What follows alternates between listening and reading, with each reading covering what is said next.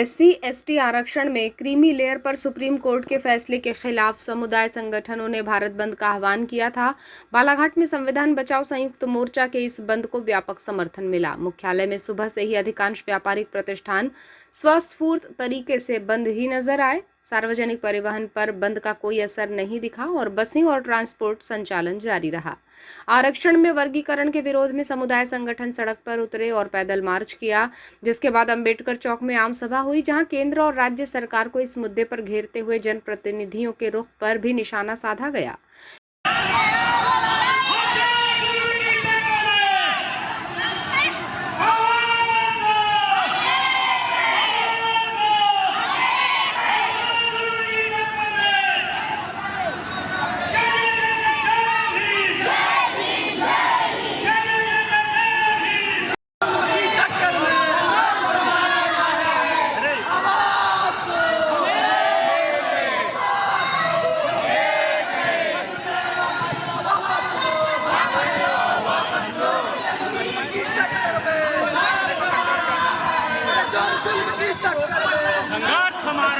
विधि व्यवस्था को लेकर हुए इस बंद को लेकर पुलिस बंदोबस्त चाक चौबंद रहा और शांतिपूर्ण तरीके से प्रदर्शन करते हुए समुदाय संगठनों ने अपनी बात रखी।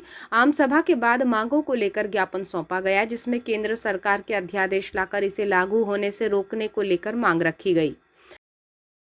साथियों, 1 अगस्त को जो कोर्ट का डिसीजन है, आरक्षण पे आरक्षण, कोटे पे कोटे, तो आखिर ये हमारे लिए क्या संकेत है?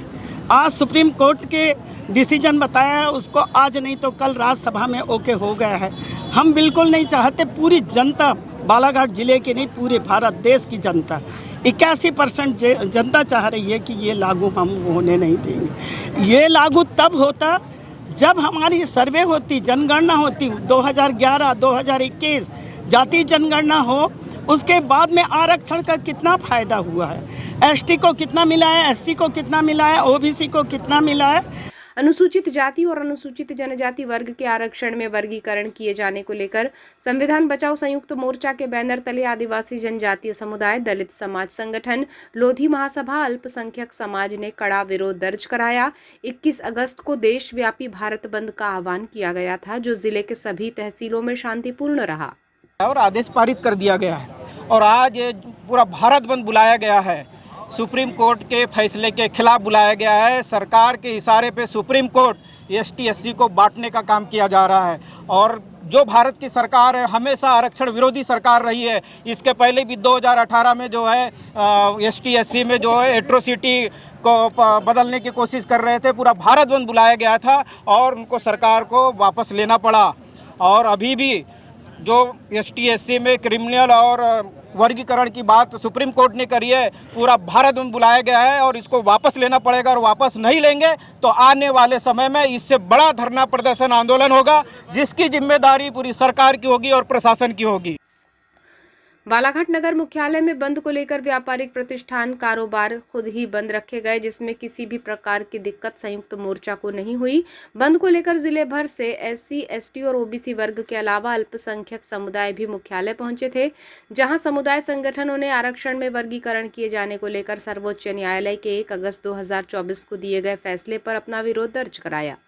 संगठनों ने एकजुट होकर अपने हक और अधिकार के लिए सड़क पर उतरकर प्रदर्शन किया, जिसमें केंद्र सरकार से संविधान में प्रदत्त SC ST वर्ग के आरक्षण में बदलाव नहीं किए जाने को लेकर पुरजोर आवाज उठाई गई। अंबेडकर चौक से पैदल मार्च निकाला गया, जो कालीपुतली चौक मेन रोड होते हुए हनुमान चौक पहुंचा और यहां से पुनः अंबेडकर चौक पहुंचा।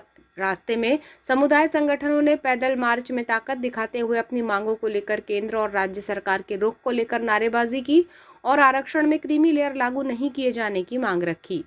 SC ST समुदाय संगठनों ने देशव्यापी भारत बंद को बालाघाट जिले में प्रतिसाद मिला। बीते कुछ दिनों से संगठन के पदाधिकारियों की बैठकों का दौर चल रहा था, जिसमें आकस्मिक सुविधाएं, अस्पताल, मेडिकल के साथ ही पेट्रोल पंप संचालन को बंद के दायरे से मुक्त रखा गया था। 20 अगस्त की शाम पुलिस और प्रशासन ने बंद का आह्वान करने वाले संयुक्त मोर्चा के पदाधिकारियों की कंट्रोल रूम में बैठक ली थी, जिसमें कहा गया था कि स्कूल, कॉलेज, बसें और अत्यावश्यक सेवाओं को चालू रखा जाएगा, जिस पर संगठन के पदाधिकारी पदाधिकारियों से शांतिपूर्ण तरीके से आंदोलन किए जाने को लेकर कहा गया था। इसी के तहत बंद को लेकर सुबह से ही जिला मुख्यालय में व्यापक असर देखा गया। व्यापारिक प्रतिष्ठान, गुजरी बाजार, गंज बाजार, मेन मार्केट में दुकानें दोपहर तक पूरी तरह बंद नजर आई, जबकि बसों का संचालन जारी रहा, लेकिन प्रतिदिन की तरह बस स्टैंड में भीड़ भाड़ और सवारी कम ही दिखाई पड़ी।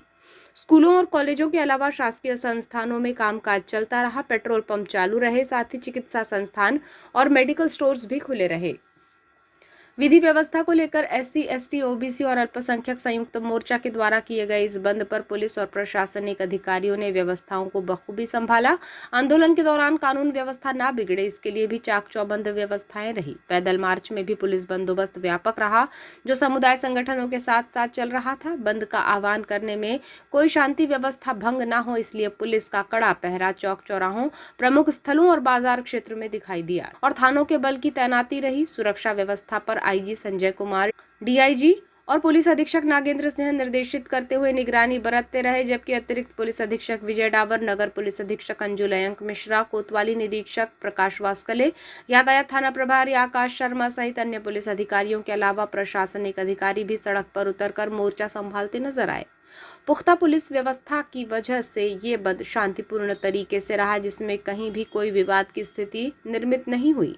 OBC आरक्षण में क्रीमी लेयर लागू है, इसी तरह अब SC, ST आरक्षण में भी इस प्रक्रिया को संविधान संशोधन के तहत लागू किए जाने पर समुदाय संगठनों का गुस्सा देखा गया। इसी के तहत देशव्यापी भारत बंद का आह्वान किया गया था, जिसे बालाघाट मुख्यालय सहित भरवेली, वारासिवनी, कटंगी, बैहर, लांजी, परसवाड़ा में स्वस्फूर्त समर्थन मिला। मुख्यालय बालाघाट में समुदाय संगठनों ने एकजुटता का परिचय दिया, जिसमें दूर दराज से आदिवासी, दलित और अन्य पिछड़ा वर्ग और अल्पसंख्यक समुदाय के लोग एकत्रित हुए।